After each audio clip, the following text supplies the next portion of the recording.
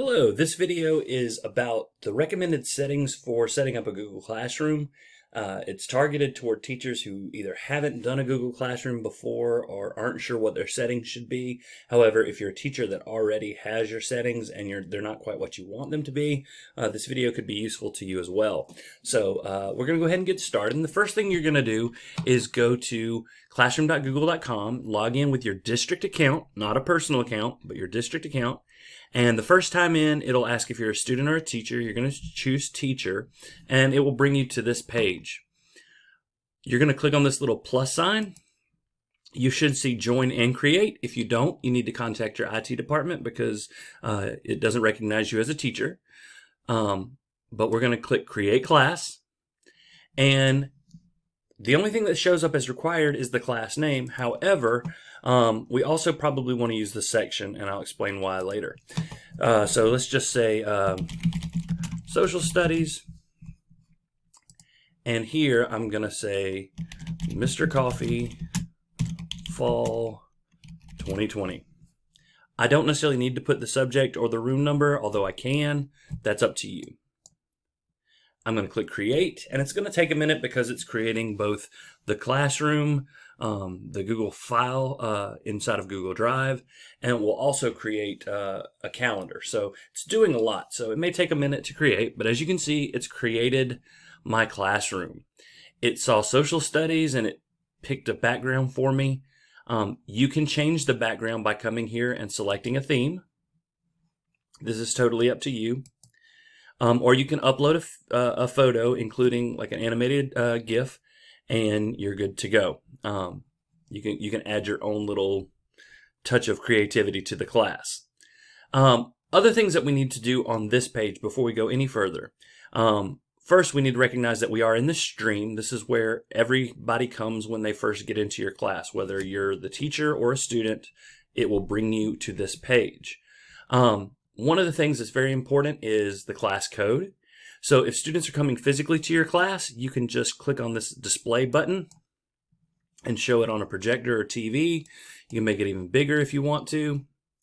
Or if you wanted to invite students through email, this is something that Google's added recently. You can click on that and copy the invite link. Then you can go to mail. Then I can click compose. I can enter the student's email that I want to send this to.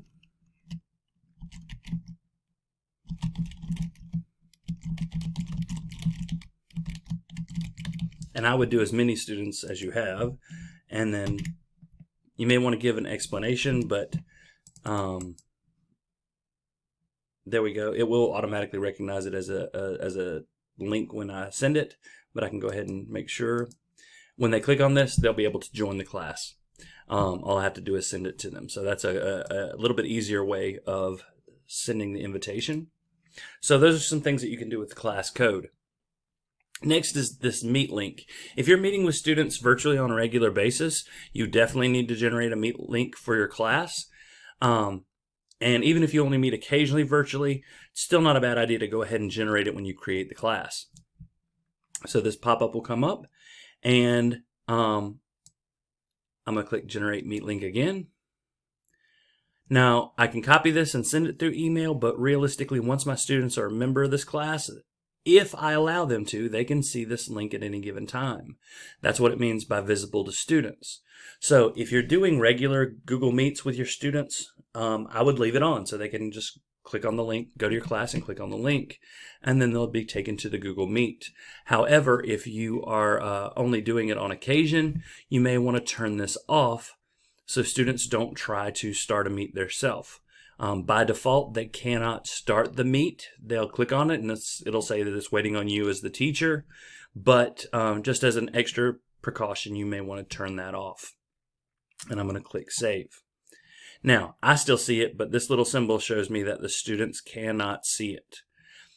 For now, that's all I'm going to show on the stream. However, some of the settings that we need to change in the class can be found right up here with this gear icon. And when I click on it, we're just going to go through this very quickly. One of the reasons I added Mr. Coffee Fall 2020 here is so that as I create new classes going forward, it will be easier for me to distinguish which classes I need to archive. But this can also be useful to students and administrators as their class list gets bigger and they're trying to look for a class. Social studies could be any number of classes, but this extra detail actually helps distinguish the class. Some of the general settings. The invite codes are enabled by default, and we've already kind of gone over that, but you can get the code here as well. The class code can be found on the stream or here, and you can display it here. So this is all available on that stream, so you don't necessarily have to come to settings for it. For this, however, this is talking about who can post to the stream. By default, students can make posts and comments, but you can change it so only students can comment, or students can only comment, they can't post. But if you make a comment, or if you put out a post, they can comment to your post. Lastly, only teachers can post and comment. And I highly suggest most of the time that you leave it on this. Only teachers can post and comment. Now, if you want to have a class discussion or you want students to respond, just come back in here and turn on whatever you'd like. But normally I would leave this off so that if you have a disgruntled student or something, they can't post, an inappropriate comment on your class page, unless you give them permission. Classwork on the stream. Some teachers love that their classwork shows up on the stream. Other teachers get frustrated because every time you add an assignment, your stream gets a little bit more cluttered. So by default, it's condensed notifications like, hey, the teacher's posted a new assignment. You can show the full assignment with all the attachments, all the details right there on the stream. This will make it even more cluttered, but students wouldn't have to go to classwork to see the most recent posted assignment. For me, I personally choose to hide notifications when possible, and then tell the students to go to classwork. That way my stream is a little bit cleaner, and the classwork is just where they learn to go to see their assignments. Show deleted items. If you delete a post, chances are it's for a good reason, so I would leave that off. Guardian summaries. This is something that needs to be turned on. By default, it's off. When you turn it on, it'll say guardians will receive a summary of their students' work and class announcements. And it'll even show an example. Let's see.